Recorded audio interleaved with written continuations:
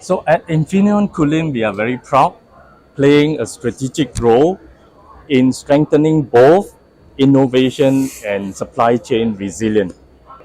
Our contribution are anchored in a few key areas. Let me share two of the areas. With the announcement of 7 billion investment, Infineon is building the world's largest 200mm silicon carbide power fab in Malaysia.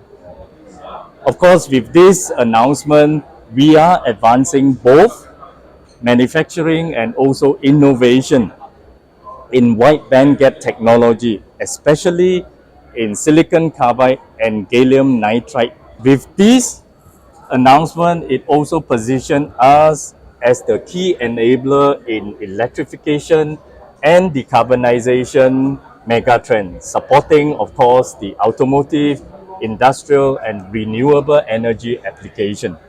With our focus in wide bandgap technology in Malaysia, it will help to ensure ASEAN is not just part of the value chain, but also leading in critical technology of the future. A second area where we are contributing is, with such a big investment, we are also building a more resilient and competitive ecosystem. This year, in the beginning of this year, we launched a program called the Local Vendor Development Program, a joint initiative with MIDA, Malaysia Investment Development Authority.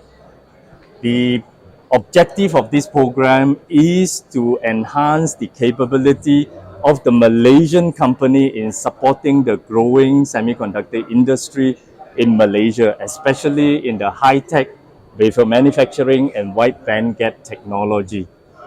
So with that, I think we want to build a more resilient and also a more competitive ecosystem right here in Malaysia and also in the region. So in short, Infineon Kulim is not only focusing on wafer manufacturing. We are driving innovation, fostering ecosystem to ensure that ASEAN can shape and a more secure and sustainable semiconductor future. Thank you. I think this is a great opportunity for ASEAN country that to attend this semiconductor, because this is the right timing. And I think from Synopsys, my company point of view, I think it's the best time that I will participate in this great journey. Because from Synopsys, we have been in this region for probably over 20 years, but in the past, it's mostly focused on Singapore and in Malaysia, in Penang, and they are all advanced packaging and also some IC design company from the multinational company. But this is the first time that we see the opportunity that for the local company to be participate in this fast growth industry. So I think there is a great opportunity for us, because we not only provide EDA tool, but also IP as well as the hardware simulation for hardware software co-design. From the ASEAN country, that because originally it was very back-end focused, the packaging, but right now the packaging is moving to the advanced packaging, because ASEAN country had over 700 million population. So this is a very big consumer market. And this consumer market provides different opportunity, particularly for this pervasive intelligent AI era, because a lot of application can be AI specific type with different application. They create opportunity for the new market segment. Because worldwide there's a common shortage of the talent development, and so it's very important that the government has the policy to really help to drive the talent development for this industry, because that's the foundation. But more importantly, without government's policies, it's very difficult for those young entrepreneurs to start their own company, because chip industry is not cheap. It's very expensive from design, IP, manufacturing. So the government policy can help to lower down the barrier entering this market. The biggest challenge, the number one biggest challenge is really the talent. And because although Malaysia has a lot of talent because of the past history, but besides Malaysia and Singapore, the rest of the ASEAN countries did not have enough semiconductor IC design talent. So that is the one that biggest challenge. The second one is in order to kind of meet the worldwide market requirement, the advanced design require a lot of capital investment. That capital investment is very challenging for the local startup company in this region. They require different collaboration between government and also maybe the venture capitalism and also different segment of the market to join promotion this initiative. Synopsys has been in this industry for 37 years. Synopsys is good at EDA, IP, hardware emulation, and besides that, we just announced our biggest acquisition of ANSYS into our family. This is a 35 billion acquisition, and with our total solution offering, particularly for this pervasive intelligent era, we have this AI assist design, and even the agentic AI can help to lower down the design and also to help the industry to catch up this quick dynamic market is very important.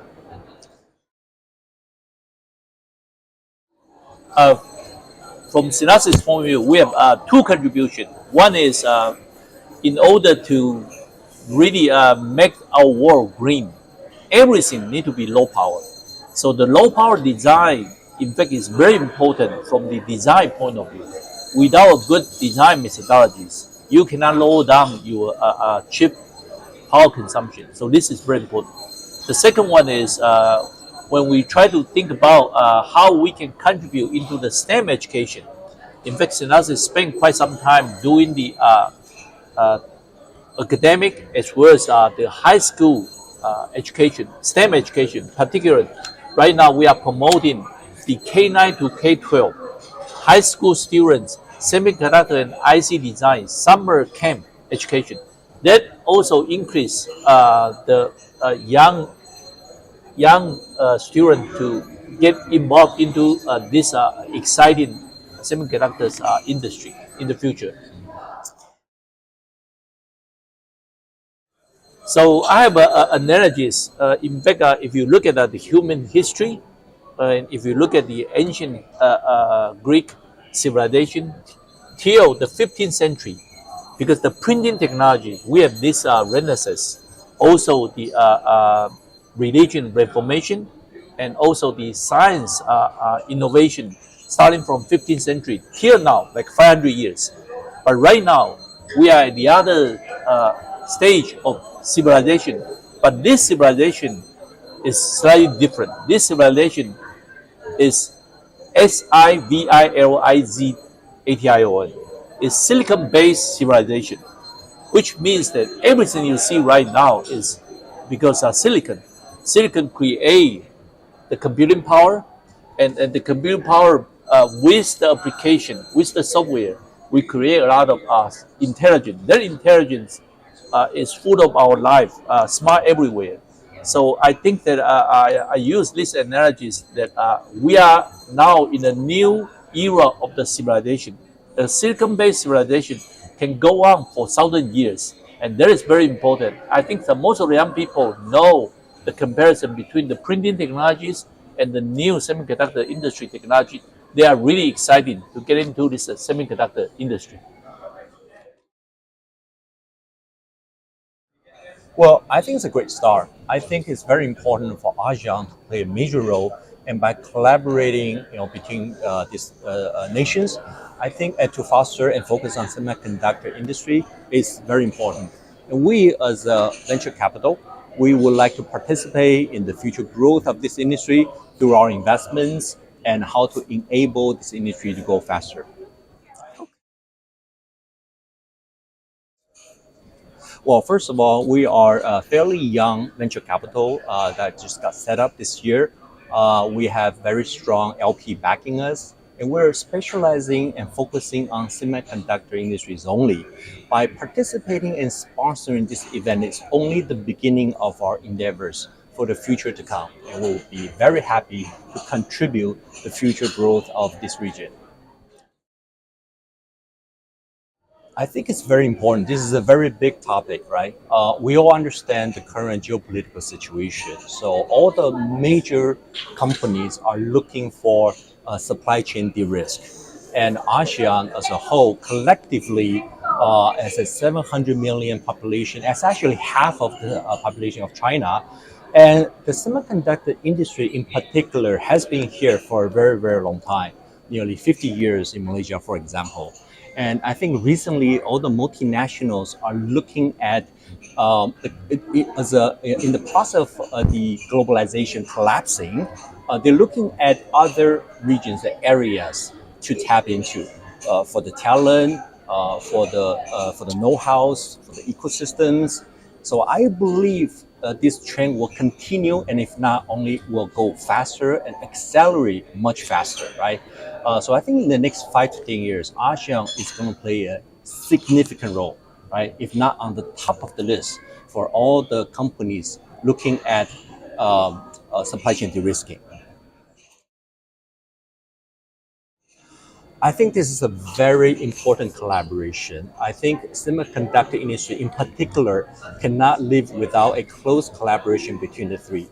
I think it's important for government to provide the necessary policies on a national level to incentivize and providing tax breaks, providing favorable policies, and even localization policy in order to cultivate and to excite the local industries, the SMEs, to provide the solutions as part of the localization policies. And secondly, academia is very important because they are the critical engine that produce the talent and produce the scientists that invent the next great things. And ultimately, the private sectors also need to play a role, either through investments, sponsorship, any kind of financial or ecosystem support, right? I think I will use this opportunity to give a few examples of why this three collaboration is so important. First of all, myself, I have been in the semiconductor industry for over 30 years, and I had the fortunate opportunity to work in three Silicon Valleys, right? The US Silicon Valleys, the Hsinchu Science Park, Silicon Valley, as well as the Shanghai Zhangjiang High Tech Park. All three exhibit the same success factors. First, they have the government sponsorship, providing a lot of subsidies, incentives, grants, government grants, to reduce the burden, the financial burdens, the initial startup burdens for SMEs, for entrepreneurs when they do found the companies, right? And secondly, they have been attracting the global talent. Silicon Valley in the US, for example, top-notch engineering schools, right? They are attracting the global talent in the lab. They came up with this great innovation that later on convert that into a product or company. And thirdly, it's the private sectors, the investment communities that were putting the initial seed money and follow-on monies. But the U.S. investor have this long-term view, long-term vision that it will take a long time for semiconductor companies to have developed their first product to be qualified by the first customers, and then go into mass production. This is easily a 3 to 5 year cycle. So the private sector are in it for the long haul. And all these three combined together created the success of the Silicon Valley in the US. Hsinchu Science Park, similarly, right? With the birth of TSMC, it created a brand new fabulous foundry and OSAT, three together working in collaboration, right? This brand new industry concept or business model, very successful. Of course, the government provide a lot of grants, the local industries provide the investments, and of course, attracting a lot of talents, right? And for the last, I would say about 15 years in China, right? Also, in Shanghai, Zhangjiang Science Park was the most successful and the earliest one to cultivate this kind of collaboration between the three. So I think this is utmost important, right? Now, let's come back to the talent a little bit. I think previously a lot of panelists were talking about the shortage of talent. Again, I'm with the camp that Malaysia or ASEAN is not shortage of talent. There's a lot of scholars and talent and scientists that probably are working abroad, right? So the key thing is how do we attract them to come back here? How do we retain those talents? And most importantly, how do we reward the talents, right, for their effort? And I think show me the money is one key ingredient to keep those talents here. So I think all of this come hand in hand. But I think it's important to study the history, examples, right? I think Malaysia Penang is probably one of this Silicon Valley per se. So how do we make the best use of it, right? Through this kind of collaboration is important. Well, that's Yes, I think the challenges are quite a few, right? First of all, the geopolitical dynamics. Everybody need to be wary of it, which is constantly moving and changing. How do we adapt to it? How do we cope with it? And how do we thrive from the middle of it, right? I think the supply chain vulnerabilities, right? Because as some of the panelists earlier mentioned that there's no one nation or one company can satisfy all the supply chains. Everybody had to play their role in maximizing their benefits, right? Instead of trying to make up the weak part, but through collaborations, right? Talent continue to be the center of discussion. But my key point is there's a lot of great talents from ASEAN, right? Working abroad. How do we maybe establish some kind of program for talent, returning scholars, and then keep them here. Not just them, but also their families. We think about the kids' educations, right? The standard of livings, the tax incentives that we can provide to keep those talents here, right? But of course, in that due process, costs will go up inevitably. How do we manage those increased costs?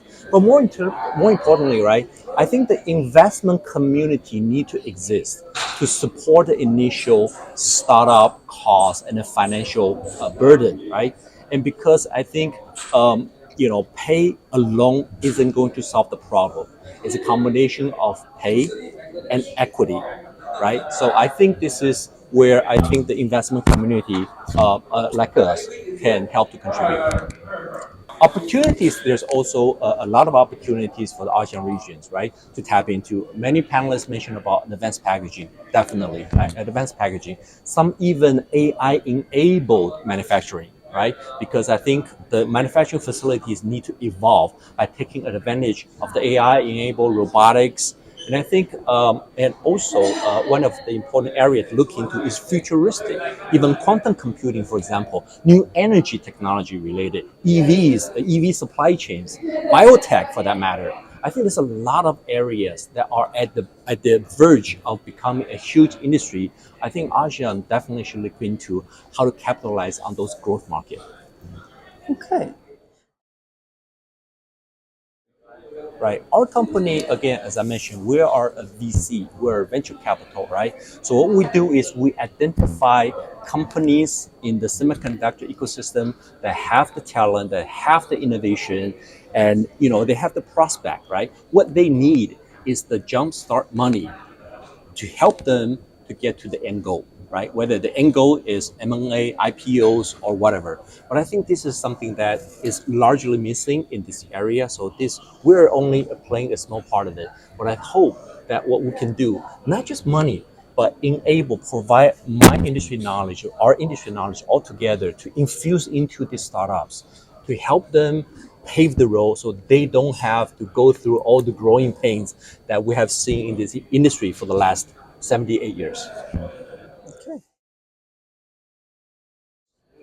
Well, I think manufacturing R&D are critical part of the semiconductor ecosystem, but I think we should think outside the box, right? Are we continue to do manufacturing? Yes, but can we elevate the manufacturing to be more state-of-the-art by taking advantage, as I mentioned, AI's robotics? It will be less labor-intensive. Therefore, you can probably justify a little bit higher margin for this kind of work. For example, advanced foundries like TSMC, if you go into their fab, I mean, there's very few people actually working in there. Largely, it's fully automated. And that's how you can reduce costs, increase efficiencies, maintain consistent qualities, etc. So all the benefits, right?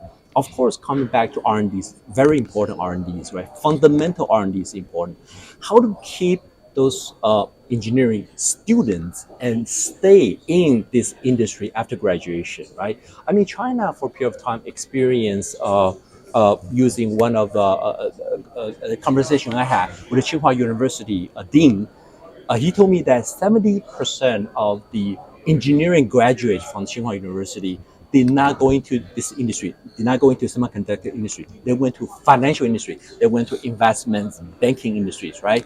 So how can we keep as many engineering graduates contribute and work in this industry? It's important, right? Show me money, maybe one of them, but how to ensure that they can learn by joining these startups, technologies, the knowledge continue to grow outside of school. I think that's also very important, right? Leadership styles, right? Picking the right product, the right markets. I think all of that come together. So I think these are the things that we should look into.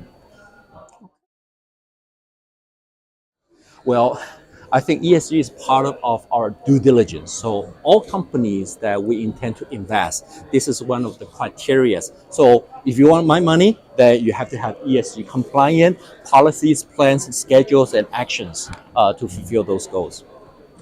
What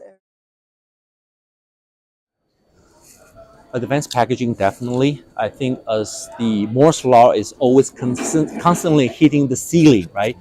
People, talented scientists, innovations always come up. How can we use a lower cost or more mature technologies yet to perform at the level of advanced technology? So advanced packaging definitely is it. AI-enabled technologies is going to be another one. Generative AIs, how to maximize the AIs to reduce human errors and increase efficiencies. Biotech, I think, is going to be another one, right? Using AI, for example, to do drug discovery. Our venture fund actually invests in a company is what we call computational drug discoveries. Basically, it's using AI to iterative and to compute the solutions much faster. So I think there's a lot of things. With the dawn of AI, it opened a brand new door. So we should look into how AI can enhance our technologies and our industry moving forward. One word I would say is get ready for a wild ride. Semiconductor industry is not a fun industry. It's not a walk in the park. There's going to be a lot of challenges, a lot of headaches. But be persistent, be patient. Always to be adaptive. And I think this industry, yeah, is very exciting. It's still at a turning point. It's very young, although this is a 78-year-old industry. But I think, again, with the dawn of AI, with the AI enhanced capabilities, I think there will be a lot of new things that can be developed out of it. So I would just say, hang in there. Don't think of it as a walk in the park. It's not going to be an easy game, but you're in it for the long haul. Okay. So we're currently here as a sponsor to the MSIA, and we feel that the semiconductor industry is a very core and important sector for ASEAN, specifically for Malaysia. So Malaysia is a very important player in the semiconductor global supply chain, and CGS International plays a very important role to connect investors because we have investors on hand. We also have soon to be set up private equity fund, which will also help support the growth of this particular industry. So for us, the innovation, the growth of the sector will help propel ASEAN and Malaysia specifically to the next stage, especially on the front end side, because Malaysia currently is very focused on the back end part of the semiconductor value chain. So going to the front end is a very, very important aspect which we will be assisting. Okay. And As mentioned earlier, because we have a soon to be set up private equity fund, and we also have a very active investment banking business, very much focused on the center of the semiconductor business in Malaysia, that is Penang. We have a few people stationed in Penang, and we also do quite a bit of work for the semiconductor companies in Penang as well as in the region, and of course in the wider part of Asia, including China. So for us, we see a lot of opportunities to connect the various companies within the supply chain into Malaysia, and we hope to play a very significant and important role to bring Malaysia to the next stage in terms of the value chain in semiconductor, as mentioned earlier, to the front end part of the value chain. And Well, I think the government of Malaysia has really laid out a very clear plan in terms of the NIMP, the new industrial master plan. And one of the pillars of that is to increase its investments into the backend, into the more advanced stage of the backend process. Today, we do a lot more on testing and assembly, but the government and the industry hopes to do more on the advanced testing as well as assembly on the back end. And as well as that, there's also a concerted effort to move into IC design. So, for example, earlier part of this year, the Malaysian government has also announced its initiative with ARMTech to venture into procuring intellectual property from ARMTech to assist the semiconductor industry in Malaysia to be more active in IC design using ARMTech's IP. And that's just one aspect. And of course, we also have a number of very established or fast-growing companies in the front end doing IC design. And that is a new area that Malaysia hopes to get into, and we hope to also be able to support that area in a very meaningful way. First, with our private equity, soon to set up a private equity fund, and the other is with our investment banking franchise around the region. okay. So I think the experience of the advanced countries, for example, in China. So in this, for example, just pick one city in China, which is Hangzhou. So Hangzhou is obviously very active in innovation, including semiconductor, and the various players that actually work very closely with the top universities in that area, notably, for example, Zhejiang University, which is also which has also gained recent prominence in terms of the DeepSeek founder having studied in Zhejiang University. And so the important aspect of creating a very sustainable ecosystem in tech, in particular for Malaysia, is that the tertiary education institutions as well as the industry players need to work hand in hand. So we see that already happening to a very large extent between, for example, USM, University Science Malaysia, and the industry players in Penang. But we expect and we hope to see greater intensification of cross-sharing of, or should I say, the commercialization of research and ideas that are pioneered in universities, and to bring that across into new sectors, still in the semiconductor value chain, as I mentioned earlier in the IP design segment. So universities play a very important role to pioneer some of these ideas in their labs, in their research papers and research studies, and then subsequently bringing that on to the industry players to commercialize and monetize. So that was why, that was how, for example, AI players like DeepSeek in China is able to grow from an idea, and they were able to monetize this not just through the universities that are there, but through a very deep ecosystem in terms of various players within the same value chain. So we hope to see that take place in Malaysia as well. Well, in the last few months, we have initiated a number of study trips, including meetings between players in the industry from Southeast Asia, including from China. So there have been a lot of exchanges, business exchanges, idea exchanges between Malaysia, with other countries in ASEAN, and with China as well. And in our case, because our shareholder is China Galaxy, and the ultimate shareholder is China Investment Corp, which is the sovereign wealth fund of China, naturally we get a lot of requests from companies here in Malaysia to want to find out best practices in China, and likewise from China to Southeast Asia as well. Of course, we are aware of the geopolitical tension, but I think the crux here is that a lot of these companies are still finding ways that they can collaborate and finding amicable frameworks that allow for exchanges. And I think many of these instances we find that foreign investors increasingly want to localize.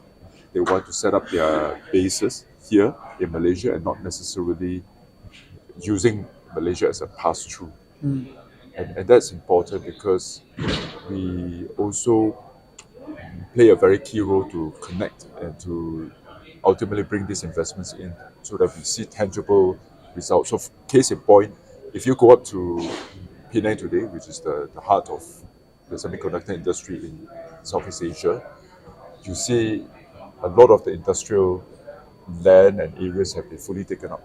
And these are not speculations, and these are basically companies planting up new factories, new labs and bases to grow their businesses and to increase product ranges, to diversify supply chain. So these things are very real. But Malaysia has done well in terms of attracting foreign direct investments in the last 2 to 3 years, hitting record numbers. And semiconductor has been a major recipient of that alongside data centers. And the creation of data centers also allow for the further moving of the sector into a more AI related sphere. And from the application of AIs, there's also a need for hardware chips and hardware equipment to support these data centers. So really, you see that Malaysia is fast emerging into providing not just the back-end semiconductor chips testing and assembly, but also obviously into data center, into the AI software piece, and increasingly in the future, hopefully into the data center equipment space as well. Okay. I think Malaysia is in a very good space. Within ASEAN itself, obviously Singapore plays a very key role in terms of the further upstream part of the value chain, notably in IC design, and Malaysia excels in manufacturing. So that explains my earlier point about Penang being very strong in the back end. Vietnam is stronger in the EMS space, being very which is a fairly labor-intensive business, and Vietnam has a large population, cost advantage as well from a labor perspective. I think Indonesia is still quite nascent in this field in Southeast Asia. So, of course, Thailand has got EV, a big auto market, and Malaysia is also trying to get a piece of the action. So, I think all in all, ASEAN would find within ASEAN, each country will gravitate towards a certain specialization, and with ASEAN free trade agreements and with ability to continue to trade intra-ASEAN, I think there will be a lot of further specializations as well as more trades that will take place, in my view. Notwithstanding the tariff situation in the US. We have a very active ESG research initiative under our research team. So we run a very extensive research team for our clients, specifically on Southeast Asia. In our case, of course, with our shareholder, they too run a very extensive, very in-depth research product within China itself. And with ESG, so we have developed and we run a ESG framework whereby we rank companies that we do research on for the ESG initiative. And that is important because a lot of our investors are increasingly asking for more ESG requirements before they decide on investing in a particular company. So in our case, we are also, with our upcoming private equity fund, we are looking into aspects of, although not directly in ESG, but there are implications in terms of, for example, food security. To achieve food security in Malaysia, for instance, the social and the governance part actually do play a key role to drive food security in Malaysia. So we believe in using ESG to drive our various business initiatives. I believe AI as the one that will drive a lot of the conversations and investments for semicon.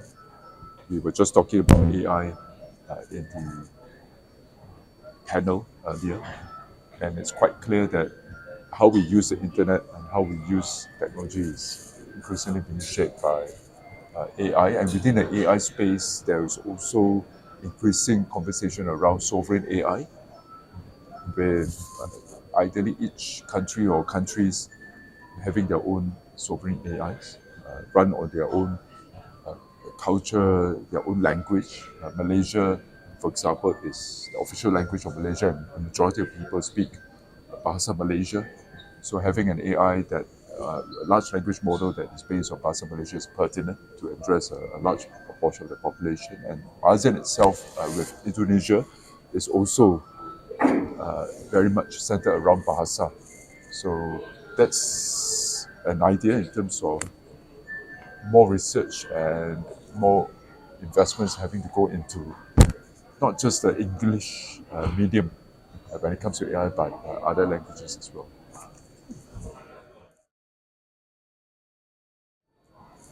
I think for the ones who are possibly studying now, it's important to be exposed to programming, to AI at an early age, and when you go into any particular course that you study in the university, whether you do business or do arts, tech will be the future language of workers and of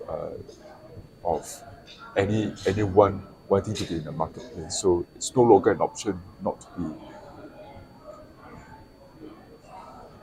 involved in tech, especially in the area of whether as a user or particularly as a user of AI. So knowing tech is very, very important. Adapting to it is very, very paramount. And in terms of aspiring entrepreneurs in the startup phase, getting your business model and your idea about how to resolve some of the problems in the world, that is a basic requirement before you even come up and decide whether to do a startup or not. Because the whole idea of any business venture is to solve a problem. And if you have an answer to a problem, new or long-standing problem, talk to the venture capitalist, talk to business mentors. I think that will help validate your business model and to see whether you really have a case or not before you jump straight in. For me, shaping the Asian semiconductors require partnerships, requires full sets of supply chains, as well as resilience against turbulence, against market changes. So we work as a team, as an ASEAN team, together. We believe that we can play a very important part in the semiconductors of Asia, especially in ASEAN countries, especially on the supply chain, and we also invested heavily in ASEAN countries. We believe the ecosystem is there, and the talent is ready for us to invest in Asia, in ASEAN.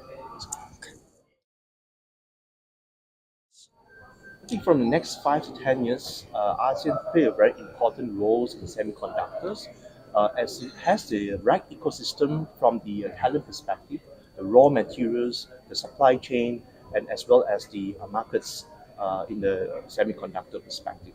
So, from the coming 5 to 10 years time, I believe that this is one of the areas of geographical locations that we should pay more attention to.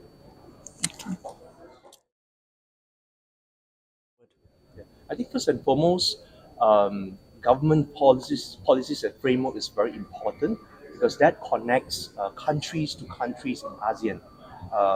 From the policies and framework perspective, that's enable the private sector like us to basically have different subsidiaries, different locations, presence, as well as able to leverage on the strength of each and every different countries in ASEAN for us to further develop our business and so forth.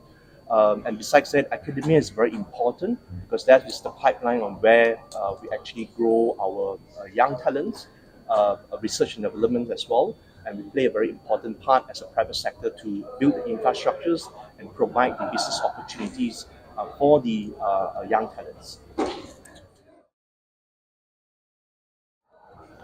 One of the biggest opportunity would be it is growing very fast. There's a lot of opportunities in ASEAN countries. The ecosystem is there.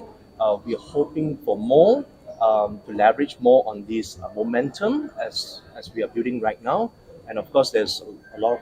There's challenges along the way as well because of trades, different policies around ASEAN and frameworks as well. So that's very important for us to get along together, right? To take away those obstacles and work together as a team, as an ASEAN, for us to navigate our future together.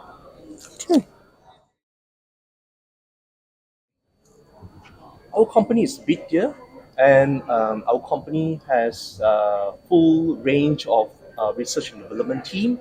We also have our R&D lab in Penang, Malaysia. We are looking for more.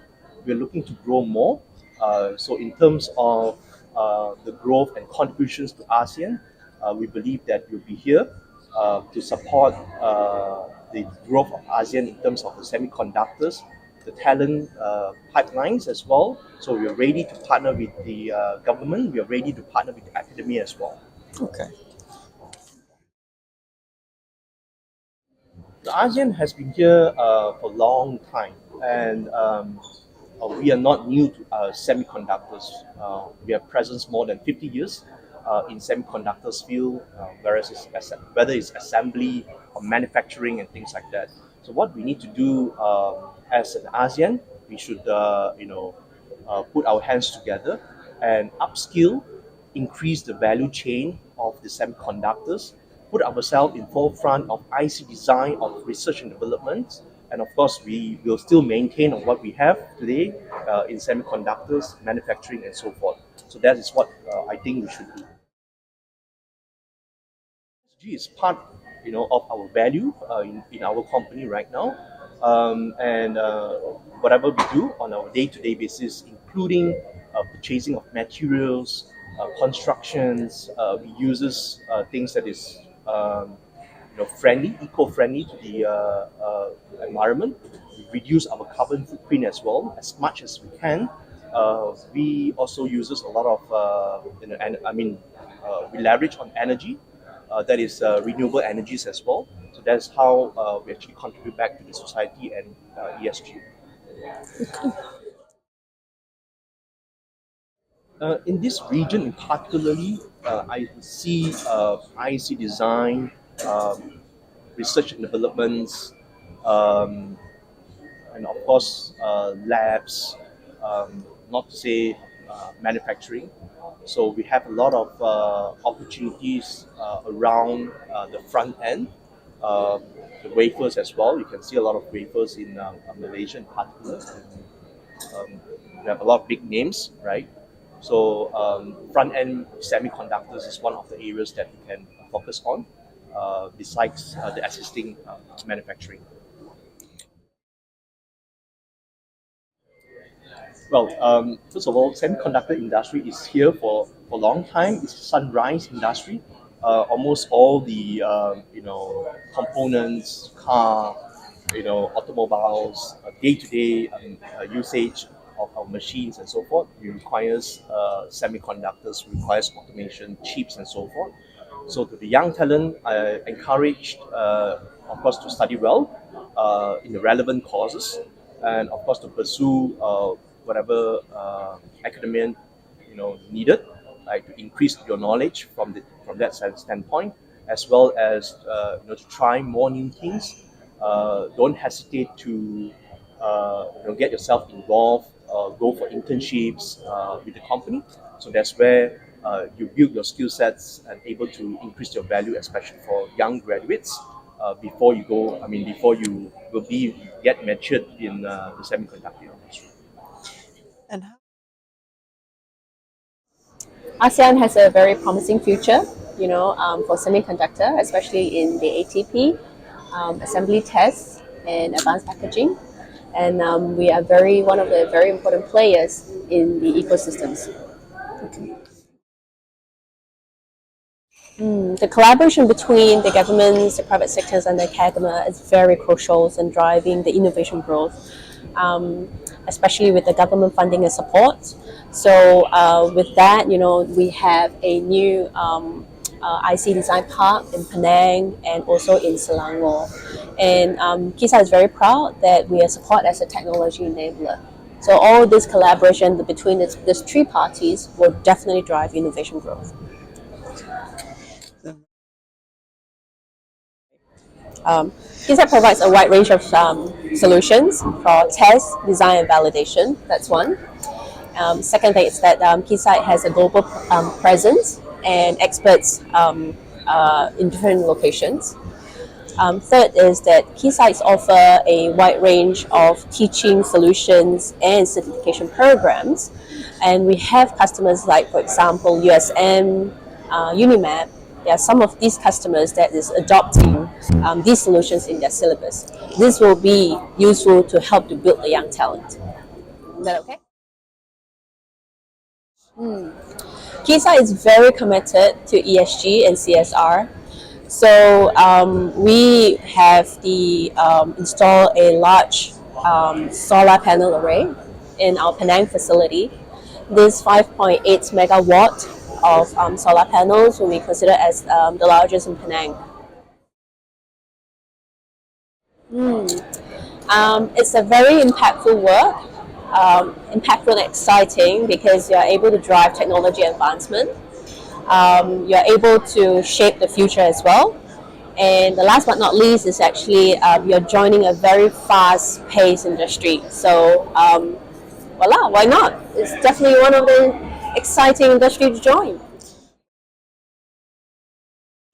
Yeah, my organization is SIDEC. We are running the Malaysia IC Design Park. So the key thing is to help the Malaysian from moving from a back end to the front end of IC design in terms of semiconductor supply chain. So I think this is the theme of what we are talking about, how to move or to upgrade the ASEAN countries or Malaysians semiconductor supply chain. So from test and packaging, but now to the front end, to the design, which is our slogan is from make in Malaysia to make by Malaysia.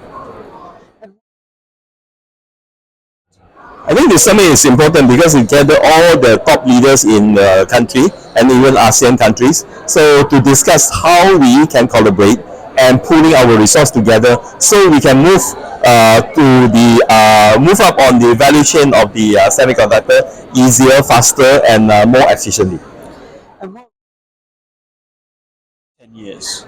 ASEAN will be the third largest supply chain of semiconductor. Now you can see the first one is basically Japan or Korea, and then second is of course US, Taiwan. Of course, China is another one. But then the number 4 obviously is ASEAN country, Peninsula Malaysia, design in Selangor, and then project tape up or what do you call it, manufacturing in Singapore, and then test and packaging in Penang.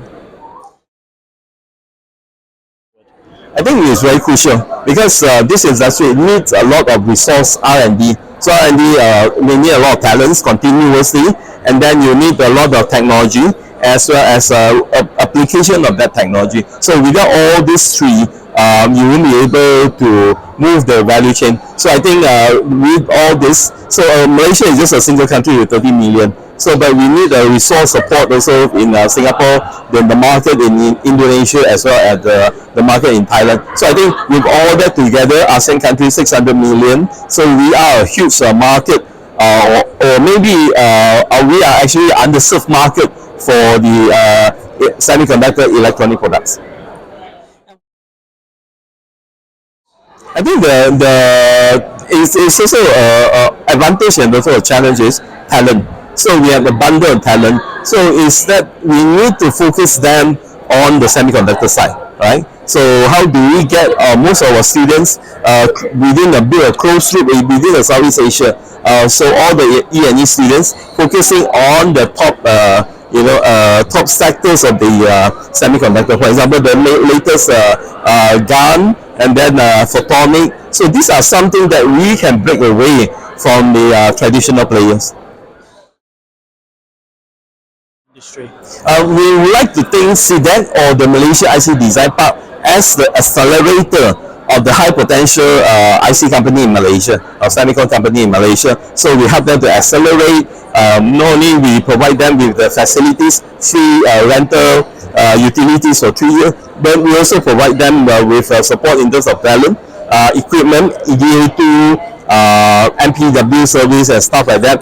And we even have our own fund, Selangor Semiconductor Fund, within 100 million ringgit. We invested on all these company who come into our IC park. We give them, nurture them, the ecosystem. We supply them. We have an Advanced Semiconductor College of Malaysia, ASEM, that do free training, pre-job training, on-job training, and post-job training for them. So it's all in one roof.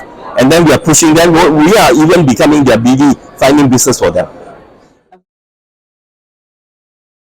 As the geopolitics become much more, the conflict of geopolitics become much more serious or stringent, I think ASEAN as the safe haven of all this conflict can play a good role because we are in the middle, we are neutral, so the East meet the West in ASEAN. So I think that's where our market is. If you want the product from Northern Asia, but then we will have the talent from India, and then of course the new market in Southeast Asia as well as Middle East, all will come through Malaysia or ASEAN. Yeah, I think the real easiest simple solution to EIG and the rest is we are pushing for local content policy. So for example, a lot of data center in Malaysia, we will have 5 gigawatt, 2 million server within 2030. All of these are export in. So, and we are pushing in Selangor for the 30% local content policy. It means that immediately overnight we reduce 30% of the carbon footprint. That's a huge thing, right? Of all this, out of the 3.2 trillion, you reduce 30%. The whole thing. So I think this is very crucial. So let's push for local content policy. It will, in terms of automotive industry, chip making automotive industry, chip making of the aerospace engineering, and chip making of the data center. What we call is DAA, data center, automotive industry, and aerospace engineering.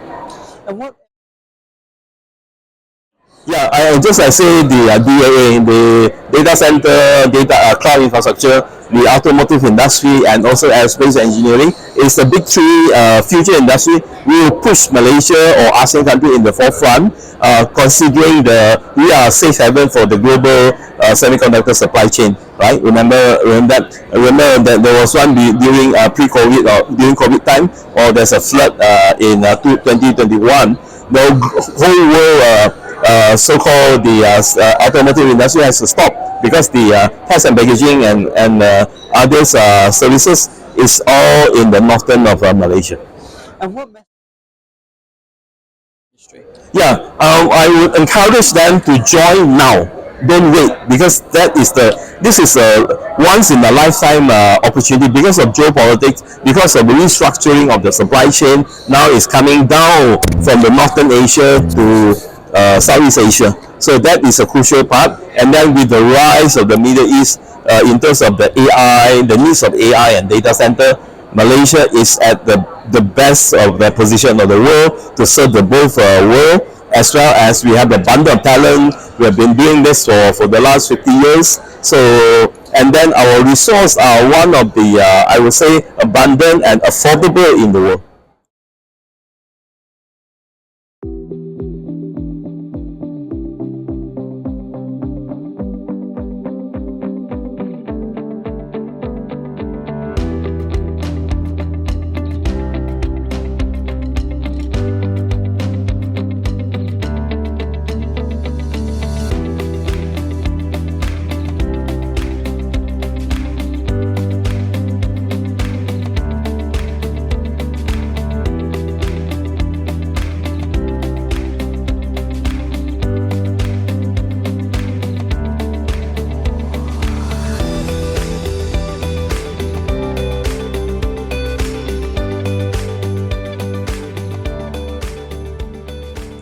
How important is collaboration amongst governments, private sectors, and academia in driving the semiconductor industry forward?